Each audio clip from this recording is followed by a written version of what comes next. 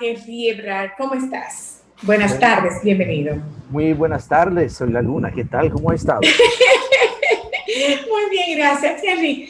Yo quiero que nosotros hablemos un poco de la recuperación de la situación actual, pero es de la microeconomía, porque nosotros vemos con mucha frecuencia los números de la macroeconomía, pero no sabemos cómo va a ser esto a nivel de micro, a nivel de economía doméstica, a nivel de economía familiar. Sí, mira, primero tú estás hablando de recuperación económica y la verdad que todavía yo quisiera verla y todavía yo no la veo. No, Y es mira, difícil. vamos a estar claros, yo creo que la gran mayoría de la gente con la cual hablamos, con la cual nos topamos, nos dice lo mismo. No debemos de confundir reapertura, o sea, no podemos confundir reapertura Con con, recuperación. con recuperación. Todavía va a faltar. Claro, para recuperarse primero había que reaperturar y ahí empiezan los problemas. Entre junio y julio, tú te das cuenta que julio está más cerrado que junio, con la excepción de las fronteras. Pero eso no ha cambiado mucho porque la realidad es que el turismo no arrancó en julio, no va a arrancar mucho menos en agosto y tenemos que esperar final del año para empezar a ver la remontada, ¿no? del sector turismo. De hecho, fíjate, a veces cuando podemos conectar lo macro con lo micro es satisfactorio porque entonces como que las cosas empiezan a hacer más sentido. Fíjate que este fin de semana se dio a conocer una decisión de la Junta Monetaria que decidió bajar la tasa de interés de la que se llama la tasa de interés de política monetaria de 3.5 a 3%, que básicamente, para hacerlo muy sencillo, es la tasa a la cual los bancos comerciales pueden financiarse con el Banco Central y a su vez, pues, tener más dinero, más barato para prestar a la gente. Típicamente, eso es una muy buena noticia porque quiere decir que se va a reanimar la economía. Eso siempre ha pasado. El año pasado, en junio del año pasado, que había sido el peor mes del año, el crecimiento había caído apenas 2.3%, si no mal recuerdo. A partir de este momento, 3 meses consecutivos, el Banco Central y la Junta Monetaria decidieron bajar la tasa de interés y fíjate que eso empezó a surtir efecto en el último trimestre del año. El año pasado, el final del año fue bastante bueno, inclusive recordamos lo que fue el Black Friday, que fue, mira, que fue Black Monday, Black Tuesday, Black Wednesday durante casi un mes completo. Diciembre fue bueno, inclusive hasta el 15 de marzo, la economía dominicana estaba funcionando bastante bien. Esta vez, entonces, se está tomando la misma medida, que obviamente yo quiero recibirla por lo que es una buena noticia. Pero también tenemos que conectarla con lo que tú dices, que es la economía real, la economía micro. Eso nos dice que si se está tomando esta medida es porque todavía la economía anda muy lento. Y de hecho, lo que dice el comunicado del Banco Central, los bancos centrales en todos los países del mundo tienen un estilo de literatura que es muy peculiar. Generalmente, para poder entender y leer correctamente un comunicado de la Junta Monetaria, y eso... Hay que ser economista. No, pero mira, eso me lo enseñaron aquí, un señor que aprendí mucho con él, que es don Fernando Álvarez Bogart. Y Fernando Álvarez Bogart, que trabajó mucho y estudió mucho en los Estados Unidos, me había dicho, mira, Francés, si tú quieres entender un comunicado de la Junta Monetaria, léelo, al lado ponte el comunicado del mes anterior. Para ver. Oye, ese es uno de los mejores consejos que yo he recibido de parte de un mentor como es Fernando Álvarez Bogart. Haciendo este ejercicio, yo me di cuenta que se me había escapado en la primera lectura de que la segunda noticia importante de este comunicado es que la actividad económica en julio no solamente seguía cayendo, sino que cayó más que en el mes de junio. Esto es muy importante. Eso es muy importante porque quiere decir que la aparente recuperación, en el sentido de que la velocidad de caída de la economía se estaba ralentizando, que entonces, bueno, ya está cayendo menos, o sea, en algún momento ya va a repuntar. En junio la economía cayó un 7.1%, que es mucho, pero en julio cayó menos 8.5%. Esto obviamente te traduce el impacto que ha tenido que durante el mes de julio tuvimos que devolver parte de lo que era las fase 2, fase 3, Sí, sí. que obviamente al tener que volver a las medidas como toque de queda, más distanciamiento, todavía muchas actividades que no se pueden realizar, pues eso tiene un costo en la economía. Y otro dato interesante que publica casi siempre el Banco Central y lo actualiza cada mes, que es un dato muy de la vida real, por eso me gustaría compartirlo contigo. Ellos tienen un informe que te muestra las operaciones de tarjeta de crédito y débito en los puntos de venta. Esto es economía real. Esto, mire, no es, ahí no hay cuento, esa es la realidad de la realidad. Fíjate que en junio de este año, las transacciones con tarjeta de crédito y débito habían bajado en comparación con el año pasado en un 19%. Y en julio han caído un 22.7%. ¿Eso es mucho? Sí, claro, es mucho mejor que la caída de abril y mayo. En abril había caído un 56%, Wow. mayo un 37%, junio un 19%. Entonces, tú hubieses esperado que en julio tener una cifra quizás entre menos 10 y menos 15, si la tendencia a la recuperación se confirmaba. Y lamentablemente en julio tú ves que estaba agravando la caída. Y finalmente otro indicador, que también un indicador muy real, que publica también el Banco Central, es la cantidad de préstamo que pide todo el sector privado, que sean las empresas, la gente a través de la tarjeta de crédito.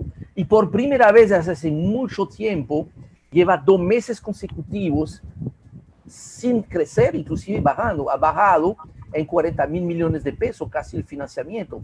Es por eso que el Banco Central la semana pasada dice, vamos a definir un nuevo mecanismo para que el dinero pueda llegar más fácil y más rápidamente a las pequeñas empresas, porque no está llegando.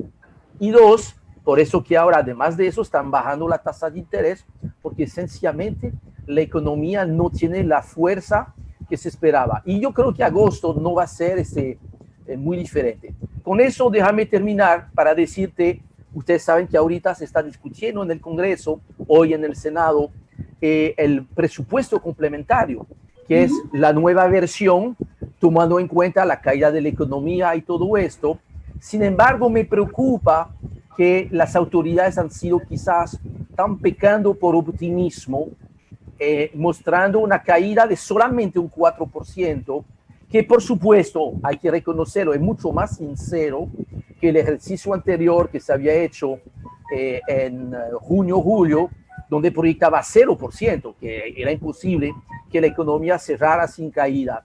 Ese menos 4%, que es una caída fuerte, no, o sea, yo no veo cómo vamos a poder cerrar en este nivel, porque fíjate que con este dato que te acabo de dar, a julio acumulado, entonces 7 meses ya, tú tienes una caída de la economía en un 8.5%.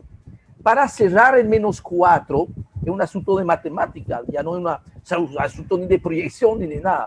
Si tú entiendes que tú puedes llegar en menos 4, restando solamente 5 meses, tú tendrías que crecer un 2.3% cada mes del año, de agosto a diciembre. Y todo el mundo está muy claro que la economía va a seguir cayendo en comparación con el año pasado, porque también el año pasado, en el segundo semestre, lejos de disminuir, la economía estaba acelerando su crecimiento. Entonces, eso nos ha salvado. Bueno, el año pasado nos ayudó mucho y de hecho, esta caída, que sea menos 4 o menos 6, ponte a ver que se está logrando este resultado todavía contando que tuvimos 2 meses y medio, o sea, enero, febrero, la primera mitad de marzo, con un crecimiento muy bueno. de un 5%. Entonces, creo que es posible que las proyecciones de este presupuesto complementario sean un poquito, están pecando un poquito por optimismo, y que entonces la proyección de ingresos que están poniendo este presupuesto va a ser muy difícil que se cumpla. Porque eso es preocupante, porque... ¿Qué va a pasar a nivel de los hogares dominicanos con esta situación? Ok, primero, lo que te justifica por qué el déficit y el financiamiento se va a disparar es porque la decisión, que era la única decisión que se podía tomar, era seguir con todos los programas asistenciales. Claro. Fase 1, fase 2, para ti, quédate en casa. Fíjate que en ningún momento las nuevas autoridades han pensado suspenderlos, porque no hay manera. No, se extendieron hasta diciembre. Y esto yo creo que fue absolutamente correcto, eso fue absolutamente responsable, pero no con miras a una reactivación, sino a aminorar el impacto de la caída. Bueno, gran parte de esas medidas es para acompañar a los grandes perdedores, que la gente que ha perdido su empleo, o bien porque ya lo han cancelado, o casi peor, yo diría, lo han suspendido, porque si tú estás cancelada, por lo menos te van a pagar las prestaciones. Claro. Tú vas a recibir, claro, después ya tú te quedaste fuera, pero por lo menos tú recibiste un capital. El problema es que tú tienes todavía miles y miles de gente, por eso hubo que mantener fase 1 especialmente, que está con la suspensión del contrato de trabajo. Y lo horrible, lo tremendamente injusto, y es algo que yo aspiro que las nuevas autoridades estén contemplando en el presupuesto 2021, en todas las reformas, reformar esta parte. Yo creo que no podemos mantener un sistema, un código de trabajo en el cual... De suspensión casi indefinida. Indefinida. Donde, mira, la ley, ni el Estado, ni el empleador tienen la obligación de darte una compensación por la suspensión. Esto es algo muy grave, y especialmente cuando nunca se había cumplido una ley importante, que es la Ley de Seguridad Social, que contemplaba que iba a haber un seguro de desempleo. Entonces, esas medidas básicamente es para mitigar. Sabemos que es insuficiente, pero por lo menos se pudo hacer algo. Y fíjate, por más insuficiente que sea, tú estás hablando de programas que cuestan al Estado entre 15.000 a 20.000 millones de pesos mensuales. Sí. Entonces, eso o sea, esto es como tratar de iniciar un vuelo como Superman, tratar de iniciar un vuelo con una serie de pesas colgando de la capa. Es difícil remontar. Completamente, y tú tratas de despegar, inclusive hay gente que te quiere jalar la capa, tú tienes, en vez de tener viento de cola, tú lo tienes de frente, o sea que es realmente muy difícil. Ahora, adicionalmente a esto, aunque no lo tengo quizás me gustaría haberlo visto quizás más claramente en este presupuesto complementario, hay también dinero para reactivar la economía. Creo que uno de los grandes problemas que le ha tocado a República Dominicana con el tema del COVID es que eso nos agarró al mismo tiempo que el calendario político electoral. Porque todas esas medidas que se están tomando ahora deberían de haberse tomado antes, hace 4 o 5 meses. Claro, totalmente de acuerdo. Yo no voy a entrar, porque yo no quiero, tú sabes que no quiero hablar de los temas políticos porque no me corresponde, pero yo creo que yo no estaría haciendo mi trabajo correctamente en no decir que efectivamente esto ha afectado. ¿En qué sentido? Que yo creo que por haber tardado tanto implementar esas medidas, yo creo que hay centenares, para no decir miles de empresas pequeñas y micro que han desaparecido porque esas medidas, si llegan, van a llegar demasiado tarde. Gracias, Henry. Tengo que despedirme, pero estoy totalmente de acuerdo con eso que dices. Totalmente de acuerdo con eso que dices. Lo peor que pudo habernos pasado a nosotros fue que la pandemia nos tomara en un proceso electoral franco y abierto. Muchas gracias. Muchas gracias por aceptar. Muchas gracias. Pero a pesar de todo eso, yo quiero que tratemos de mantener el optimismo. Vamos a recuperar. Es que hay una sola forma de salir de esto y es teniendo esperanza. Y ahí de verdad, si no hay esperanza y trabajamos juntos, no vamos a salir de esto. Tú eres una comunicadora, tú vas a entender lo que yo quiero dejar como último mensaje, si me lo permite. Creo que la tarea enorme que le toca a nuestro nuevo presidente de la República es construir este relato, ejecutar este relato, hacer que realmente se pueda movilizar a todo el mundo. Independientemente de que si toca con guitarra, con violín, de que sea de un color, que sea aguacate, que sea...